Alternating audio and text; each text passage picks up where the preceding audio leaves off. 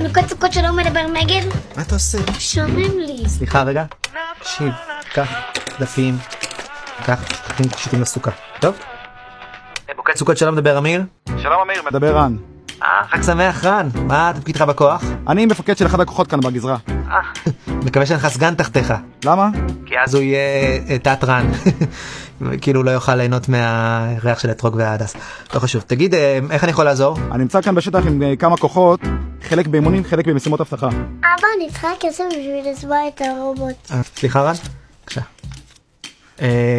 אוקיי. כמה פלוגות משימות אבטחה? כן. בדיוק. אז החבר'ה שואלים לגבי סוכה. צריך לבנות סוכה? לישון בה, לאכול בה? קודם כל תגיד להם שהשאלה שלהם פסלה לי את הסוכה, כי העיף לי את הסכך. בכל אופן, אם אתם בשטח אויב וקיים חשש ביטחוני או בטיחותי להקים את הסוכה, אז לא מקימים, כן? זה ברור, זה לא המקרה. אבא, יש לך שטחן? כן, מבני ברק. אבל בוא נחכה עם זה קצת. הלו? כן, אני איתך, סליחה, הבת שלי פה פשוט גדלה מהר מדי. אז ככה, אם החיילים שלך בלחימה, ובניית סוכה עלולה להכביד עליהם או להסיח את דעתם מהמשימה, בעיקר הדין הם לא חייבים לבנות. אוקיי.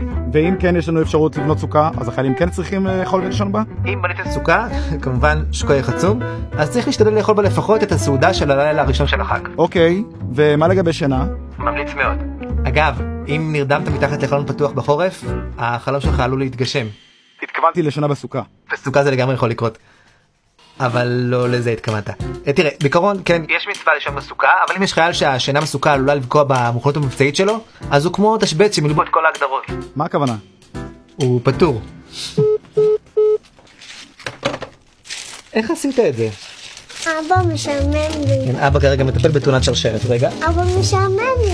אז קחי, גם את תכיני קשתים לסוכה, זה ייתן לך תעסוקה. יופי? שתהיה בריא.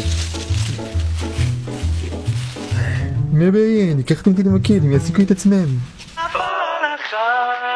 מוקד סוכות שלום מדבר אמיר? שלום אמיר, מדברת יעל. שלום יעל, איפה את משרתת? בחיל האימהות. זה כאילו חייל שיודע איפה כל דבר נמצא?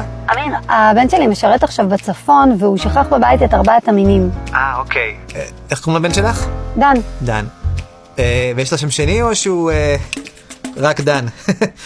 איפה הוא משרת? בנחל. טוב, אז ערבה בטוח יכול למצוא, כי הוא כאילו בנחל ושם גדלות ערבות. מה אתה עושה? סליחה יעל, אני פשוט נאלצתי להביא את הילדים איתי למוקד, שלא נאמר נגזר עליי להביא את הילדים למוקד. למה אתה חושב שאני ברחתי לאוטו? בקיצור, מה אני עושה אמיר? אין לך מה לדאוג. יש לנו פתרונות מגוונים, שלא לומר הטרוגנים. דבר ראשון, הרבנות הצבאית דואגת לספק את 4 המינים גם ליחידות שנמצאות בשטח. מעולה. והוא יוכל לברך על זה אפילו שזה לא סט אישי? כן. מראש, הייעוד שלהם זה לזכות את מי שמשתמש בהם, ולכן נציב בהם ידי חובה. אבא, תראה איזה סוכה יפה ציירתי. מקסים, מקסים. רק אל תשכחי לצייר דלת, כדי שמי שירצה לצאת לא יהיה יוצא דופן. יופי, סליחה, זה הבת שלי. אין צורך. ליבי איתך. רגע, ואם הם לא יצליחו להגיע לאיפה שהוא משרת? גם אם תיאורטית לא יצליחו להגיע, מספיק שלאחד מהחבר'ה שתהיה סט ומסודרים. יש רק הבדל קטן בין חול המועד ליום טוב. אפשר רגע? אבא. סליחה, אני פשוט מורה, אז בא לי טבעי. איפה היינו? כן, אז מה ההבדל בין יום טוב לחול המועד? ביום טוב צריך לברך על סט שלו. אז אם הוא משתמש בסט של חבר, אז החבר צריך לתת לו את זה במתנה גמורה. בחול המועד אין בעיה לברך גם על סט שאול, אז פשוט שילך לחבר וישאל ממנו את 4 המינים. יופי, מעולה.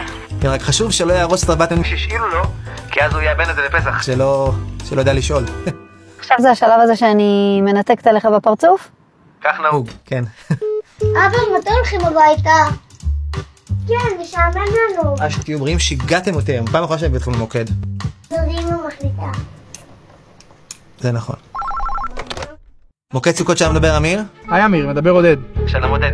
שמח שהתקשרת, כי כל מה שתגיד זה מסר מעודד. כן, זה באמת חשוב בתקופה הזאת. יש לי שאלה קטנה. אני יודע שבשמיני עצרת אסור לאכול בסוכה, אבל מה קורה אם אני כן צריך לשבת שם?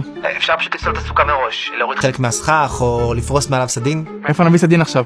לא חייב סדין, כל בת גדול יכול לעבוד. דבר עם המפקד שלך.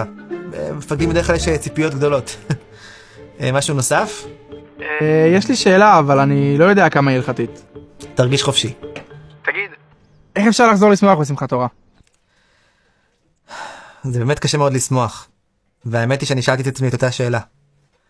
אני יכול להגיד לך מה באופן שמחזק אותי. עם ישראל הוא עם שמקדש חיים. ולצד כל החורבן והרוע שהתפרצו בשמחת תורה, התפרץ כוח נגד לא פחות חזק של חיות. יש לנו אמונה שעם ישראל ינצח שוב. מותר לחזור לחיות ואפילו לשמוח.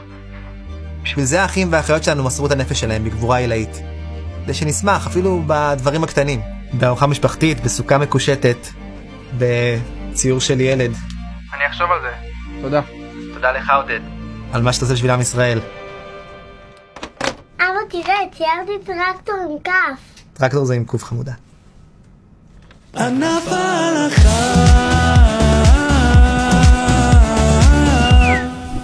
ענף הלכה גזרה משמיים.